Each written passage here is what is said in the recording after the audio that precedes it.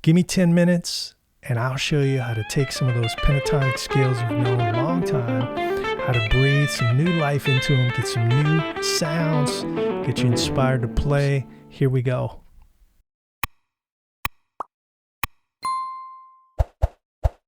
Hey everybody, Terrio here. Thank you for joining me. Today we're going to talk pentatonics. And I'm going to show you how I love kill as many birds with one stone approach to teaching. And this is a good one. So we're going to talk about how to superimpose a couple of scales. And it's not going to get too technical, hopefully.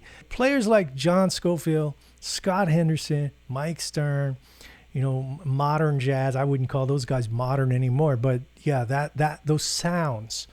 Maybe Larry Carlton a little bit. Some of this stuff is going to bend your ear, and I'm going to show you why and how to use it. So let's start. That progression was in D minor. I was mixing and matching some pentatonic scales, a couple little bonus lagniappe things in there, but basically it was, minor pentatonic wankery in there. So here's a little formula for you. I hate using that word because I don't like to get in the guitar head, but I have to for a sec. If we take this D minor scale, it's D minor pentatonic in that position. File that away for now.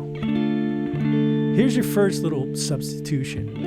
If we go up a fifth from that root, from a root of our jam chord, which is the D, 1, 2, 3, 4, 5, that's A, right? If we play a minor pentatonic up a fifth, it's going to spit out a different arrangement of notes that work over D minor. So check it out. So here's a little D minor coloration.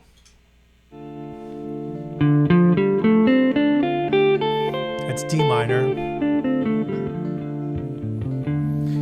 Now, A minor pentatonic over that. Here we go.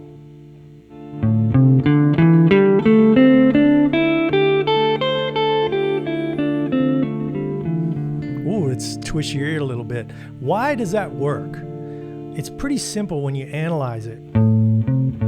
This note is just the fifth of D. That note is the flat 7 of D.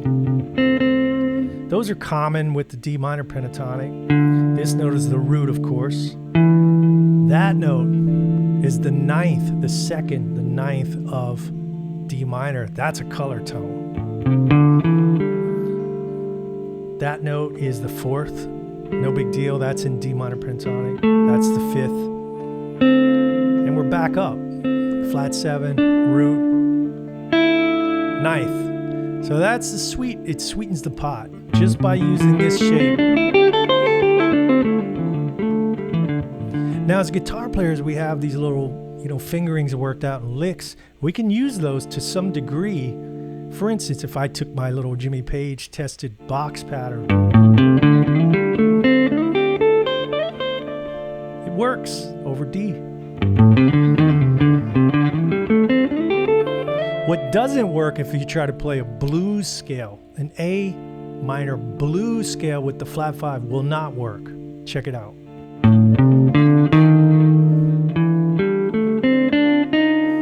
No. Keep it minor pentatonic, just 5 notes. All right.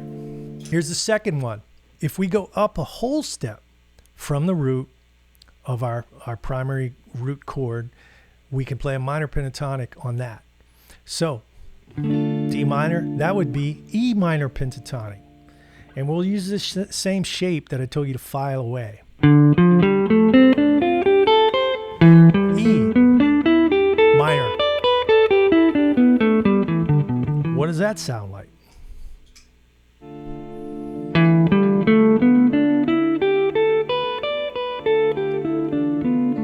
Pretty cool. Why does that work? Let's analyze it with guitar head for a second. Ninth again of D, right? That first note. Automatically it's sweet. Fourth. Fifth.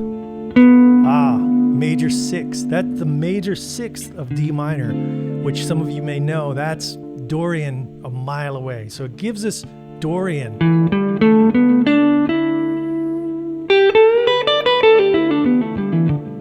But it's got some like gaps in the harmonic content of it. Well, that sounds important, doesn't it? So what you could do is mix and match like I was doing on the intro. So for instance, D,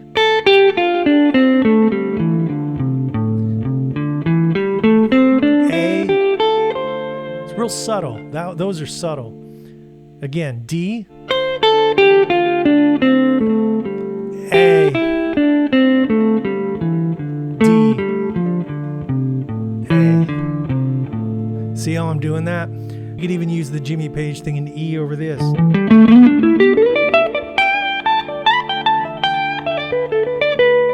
I mean, that's pretty cool. Be careful, you might get kicked out of the weekly blues jam with some of this stuff, but I'm not responsible.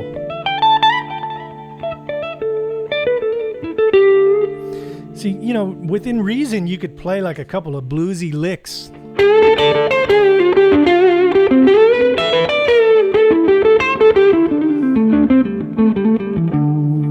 So you can use that's D, E, and A minor pentatonic here. And when you mix them all together, you get some nice stuff.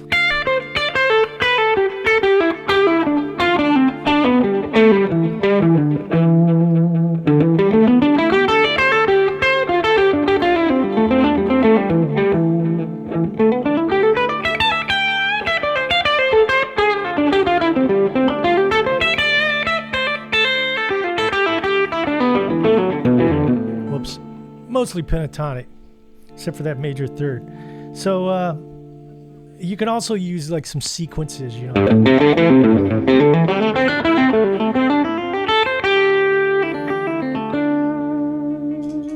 Just a way to squeeze a little bit more out of what you probably already know. Pretty simple concept, a little more difficult to get in your fingers, but once you get it. And I think I might have learned this from, I definitely learned a lot of this from Scott Henderson when I was studying with him, but I had a Frank Gambale book, a lot of that stuff, a lot of those fusion guys, you use this and you can use it. But remember, with this kind of stuff, a little bit of it goes a long way. You don't want to kind of sound too contrived, but it sure is fun to blow over some chord progressions with this. So have fun. I'll see you next time. Hey, give me a like, subscribe if you got something out of this. I really appreciate you taking the time and doing that. It means a lot. Helps me grow the channel. Blah, blah, blah. But it really is important. Thank you so much. See you next time.